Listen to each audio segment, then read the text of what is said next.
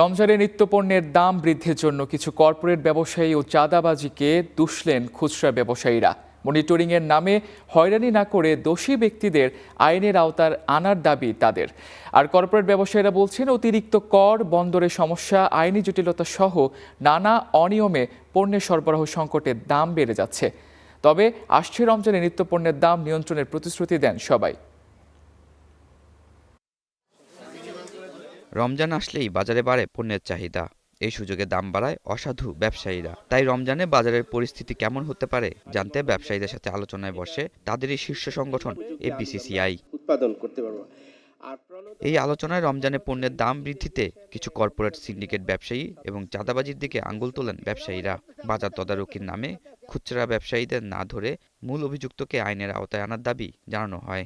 আমাদের ধরে নিয়ে যায়, পুলিশ পেটায়, জেলে ঢুকিয়ে দেয়, কিন্তু কই বসুন্ধরা মালিক তো জেলে যায় না, এসএলএমএল মালিক তো জেলে যায় না, সিটিওএলএমএল মালিক তো জেলে যায় না। কেন যায় না? কেন যায় না? তারা জেলে পাঠান। আসলে আড়তদাররা এখানে কিছু না, আড়তদাররা হলো কমিশন এজেন্ট। আমরা কমিশন এজেন্ট, আমাদেরকে একটা কমিশন পাই যে কোনো মালে। আমরা কিন্তু এখানে আমাদের কোনো দাম নির্ধারণ করি না। তবে কর্পোরেট ব্যবসায়ীরা বলছেন, নীতিগত জটিলতার কারণে দাম নিয়ন্ত্রণে রাখতে পারছে না তারা। তবে রমজানে সরবরাহ স্বাভাবিক রয়েছে বলে জানান তারা।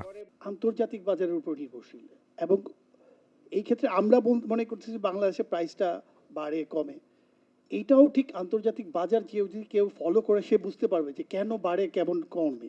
সরকারের প্রতিনিধিরা বলছেন, সবাই দায়িত্বশীল আচরণ করলে বাজার নিয়ন্ত্রণ সম্ভব। অসাধু উপায়ে কৃত্রিম সংকট তৈরি না করে সরবরাহ পরিস্থিতি স্বাভাবিক রাখার জন্য অনুরোধ করছি এবং যৌক্তিক লাভে পণ্য বিক্রয় করুন, যাতে ভোক্তারা ন্যায্য মূল্যে পণ্য পায়। আমরা আশা করতে পারি যে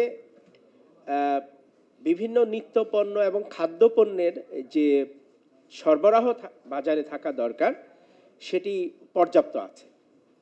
আমাদের যেটা এখন প্রয়োজন, যেটা আমাদের সকলের নৈতিক দায়িত্ব, একটা শৃঙ্খলার মধ্য দিয়ে বাজার ব্যবস্থাপনাটাকে বজায় রাখা, যাতে অস্বাভাবিক কোনো কারণে দ্রব্যমূল্যের কোনো ঊর্ধ্বগতি না হয়। এছাড়া বাজার নজরদারির মধ্য দিয়ে অসাধু ব্যবসায়ীদের আইনের আওতায় নিয়ে আসার দাবি তোলেন আলোচকরা। এই কর্পোরেট ব্যবসায়ী আতাউর নিয়ন, স্টার নিউজ, ঢাকা। দেশের বাজারে আবারও বাড়ল স্বর্ণের দাম। ভরিতে ২,২১৬ টাকা বেড়ে ২২ ক্যারেটের প্রতি ভরি স্বর্ণের দাম নির্ধারণ করা হয়েছে ২,৬১,০৪০ টাকায়। সোমবার থেকে নতুন দাম কার্যকর হবে বলে জানিয়েছে বাংলাদেশ জুয়েলার্স সমিতি বাজুস। নতুন দাম অনুযায়ী ২১ ক্যারেটের প্রতি ভরি স্বর্ণের দাম নির্ধারণ করা হয়েছে ২,৪৯,১৪৩ টাকা। এছাড়া ১৮ ক্যারেটের প্রতি ভরি স্বর্ণের দাম ২,১৩,৫৬৮ টাকা এবং সনাতন পদ্ধতির প্রতি ভরি স্বর্ণের দাম ১,৭৪,৭৮৫ টাকা নির্ধারণ করা হয়েছে। আজ আবারও আন্তর্জাতিক বাজারে স্বর্ণের দাম $৫,০০০ উপরে ছাড়িয়েছে। আন্তর্জাতিক বাজারের সাথে দাম সমন্বয় করে দেশের বাজারে বাড়ানো হয়েছে।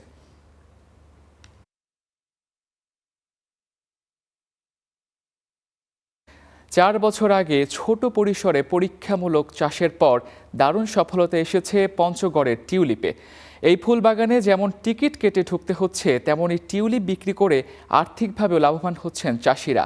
ভিনদেশি এই ফুলের সৌন্দর্য মুগ্ধতা ছড়াচ্ছে দর্শনার্থীদের মাঝে।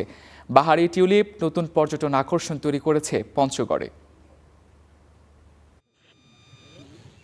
পঞ্চগড়ের তেঁতুলিয়া উপজেলায় প্রথমবারের মতো ফুটেছে ভিনদেশি রাজসিক ফুল টিউলিপ। নান্দনিক এই ফুলের সৌন্দর্য দেখতে ভিড় করছেন দেশি বিদেশি পর্যটকরা। টিউলিপের বাণিজ্যিক চাষাবাদে অর্থনৈতিকভাবে উপকৃত হচ্ছেন কৃষক।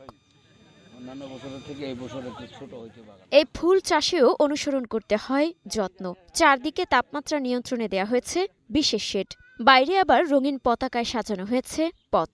এর মাঝেই সারি সারি টিউলিপ। ১০ জন কৃষক কৃষানি মিলে ৬০ শতক জমিতে গড়ে তুলেছেন এই বাগান। এবার লালিবেলা, ডেনমার্ক, স্ট্রং গোল্ড সহ ৫ জাতের টিউলিপের চাষ হয়েছে।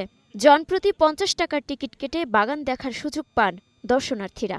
যদিও ফুল ফোটেনি, তারপর অসাধারণ, যারা ফুল প্রেমী, যারা ফুলকে ভালোবাসে, তাদের জন্য আসলে এই টুরিস্ট স্পটটা অত্যন্ত একটা আনন্দদায়ের জন্য।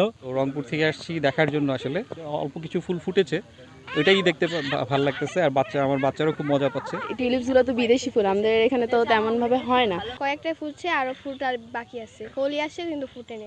এখানে আসে অনেক ভালো লাগে। গেল 4 বছর ধরে টিউলিপ চাষে আর্থিকভাবে লাভবান হচ্ছেন এলাকার কৃষক কৃষানীরা। আমরা এখানে 4টি কালারে টিউলিপ ফুল করেছি, পঞ্চমবারের মতন টিউলিপ চাষ করেছি। একটা ফুল মোটামুটি আমাদের চলে আসে সম্পূর্ণ আকারে এবং বাকি 3টি কালার এখনো সম্পূর্ণ আসেনি। আমরা ফসল করি খেতে, তার থেকে 3 মাসে টিউলিপ আবাদ করলে মনে করেন যে আমাদের 3 মাসে প্রায় বছরে ইনকাম চলে আসে, লাভ হয়। মূলত কৃষকদের এই ফুল চাষে সহায়তা করছে বেসরকারি সংস্থা ESDO। তারা বলছে টিউলিপের বিদেশ নির্ভরতা কমানোর পাশাপাশি কৃষকদের স্বাবলম্বী করতে চালু হয়েছে বিশেষ প্রকল্প। আমরা এখন এখানে গড়ে তুলছি ইকো কমিউনিটি ট্যুরিজম, যা একদিকে যেমন পর্যটকদেরকে এই অঞ্চলটিকে আরও আকর্ষণীয় করে আসার ব্যাপারে আগ্রহী করে তুলবে, একইভাবে এই অঞ্চলের প্রান্তিক মানুষের আয় ও কর্মসংস্থানের ক্ষেত্রেও তাৎপর্যপূর্ণ ভূমিকা রাখতে সক্ষম হবে। মূলত এই টিউলিপ ফুল দেখতে বিভিন্ন পর্যটকরা আসছে। আমরা মনে করি নারীদের ক্ষমতায়ন এবং অর্থনৈতিক উন্নয়নের ক্ষেত্রে এই টিউলিপ ফুল বিক্রি এবং তাদের কমার্শিয়ালি প্রদর্শিত হচ্ছে, এটা তাদের অর্থনৈতিক উন্নয়নে একটা ব্যাপক ভূমিকা রাখছে। 2022 সালে পাইলট প্রকল্প হিসেবে শুরু হওয়া এই উদ্যোগ এখন পঞ্চগড়ের নতুন পর্যটন আকর্ষণ। Desk report, star news.